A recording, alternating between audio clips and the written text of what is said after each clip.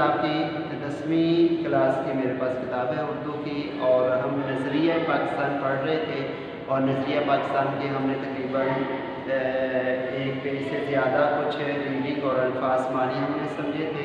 آج ہم اس کے اگلا حصہ جو ہے اس کو مکمل کرنے کی کوشش کرتے ہیں۔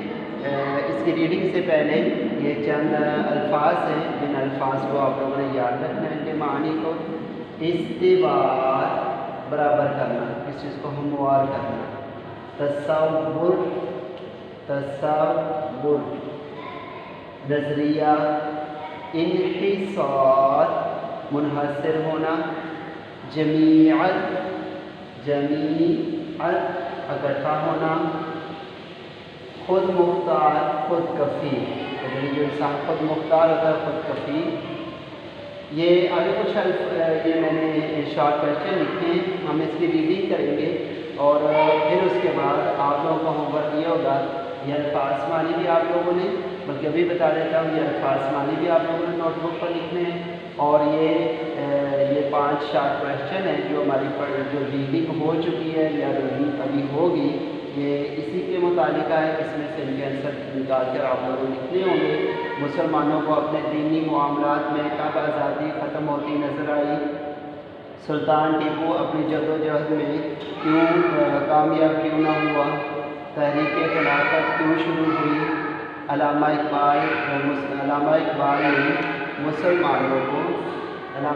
نے مسلمانوں کو الگ وطن کا نظریہ کب اور کہاں پیش کیا؟ تو پہلی جنگ عظیم کب شروع ہوئی اور ختم ہوئی؟ یعنی یہ جو 5 شارٹ کویسچن ہیں، یہ ریڈنگ کے بعد آپ لوگوں کا ہوم ورک بھی ہے کہ اس کو آپ لوگوں نے نوٹ بک پر لکھنا بھی ہے اور یہ مجھے چیک بھی کروانا ہے۔ ابھی آپ لوگ صفحہ نمبر 23 نکالیں گے اور اس پر ہم ریڈنگ کرتے ہیں۔ بسم اللہ الرحمن الرحیم۔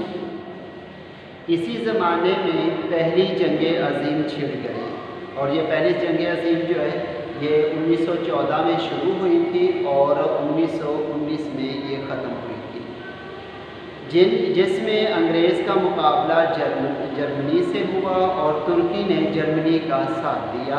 یہ تھوڑی سی باتیں آپ لوگوں کو سمجھنی پڑے۔ انگریز کا مقابلہ جرمنی سے ہوا اور ترکی نے جرمنی کا ساتھ دیا۔ ہندوستان کے مسلمان چونکہ ترکی کے سلطان کو حجاز کی خدمت کرنے کی وجہ سے، یعنی عرب، خانہ کعبہ، مکہ مکرمہ، یہ جو سارے اس کو حجاز بولتے ہیں، خدمت کرنے کی وجہ سے خلیفہ اسلام سمجھتے تھے، اس لیے انہوں نے مالی اور طبی امداد وہاں پہنچائی، جس کی وجہ سے حکومت برطانیہ کو مسلمانوں سے عناد ہو گیا۔ عناد، نفرت، دشمنی۔ لیکن انہوں نے یہاں کے مسلمانوں سے وعدہ کیا کہ اگر ہم کو اس جنگ میں فتح حاصل ہو گئی تو ہم کسی طرح بھی ترکی کو مزید نقصان نہیں پہنچائیں گے۔ یہ وعدہ محض فریب تھا، چنانچہ جب انگریزوں کو فتح حاصل ہوئی تو وہ اپنے وعدے سے پھر گئے اور انہوں نے ترکی کی وسیع سلطنت کے ٹکڑے ٹکڑے کر دیے۔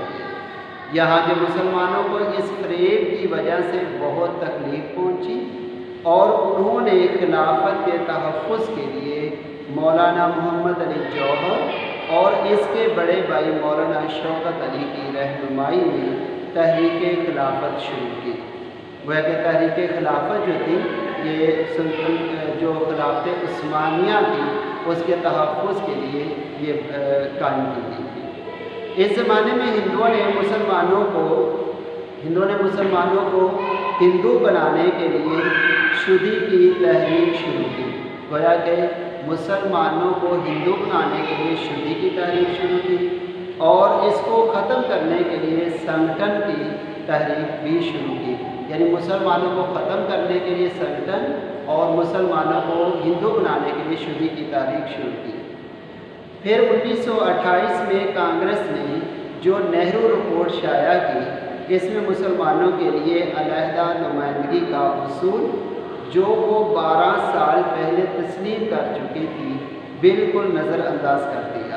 یعنی یہ بھی کہتے تھے نا کانگریس کے، ہم مسلمانوں کے لیے، ہر قوم کے لیے ہم دفاع کریں گے، ہر قوم کے لیے ہم تحفظ کریں گے، ہر قوم کو حقوق لے کر دیں گے، لیکن اس میں بھی یہ بالکل زیرو تھے۔ پھر تو مسلمانوں میں بڑا جوش پیدا ہوا اور انہیں یقین ہو گیا کہ چونکہ ان کا دین، ان کی تہذیب اور ان کی معاشرت سب کچھ غیر مسلموں سے مختلف ہے، اس لیے کسی حالت میں ہندوؤں سے تعاون نہیں ہو سکتا۔ چنانچہ 1930 میں مسلم لیگ کے الہ آباد والے اجلاس میں علامہ اقبال نے مسلمانوں کے لیے ایک علیحدہ وطن بنانے کی تجویز پیش کی، یعنی خطبہ الہ آباد 1930 میں۔ 4 سال کے بعد جب قائد اعظم محمد علی جناح نے مسلم لیگ کی صدارت کا مستقل طور پر عہدہ قبول کیا تو انہوں نے اس تجویز کو عملی جامہ پہنانے کی کوشش شروع کر دی۔ آخرکار 23 مارچ 1940 کو انہوں نے لاہور کے اجلاس میں واضح طور پر اعلان کر دیا کہ جن علاقوں میں مسلمانوں کی اکثریت ہے وہاں ایک آزاد مسلم ریاست قائم کی جائے۔ اس اعلان کو قرارداد پاکستان کہتے ہیں، جس کی روح سے مسلمانوں کی آزادی اور مسلمانوں کی آزاد اور خود مختار حکومت قائم کرنے کا فیصلہ ہوا۔ یہاں یہ سمجھ لینا ضروری ہے کہ دنیا میں قومیت کی تشکیل کی 2 بنیادیں ہیں، ایک وہ جو مغربی مفکرین نے قائم کی، دوسری وہ جو رسول مقبول صلی اللہ علیہ وسلم کی قائم کی ہوئی ہے۔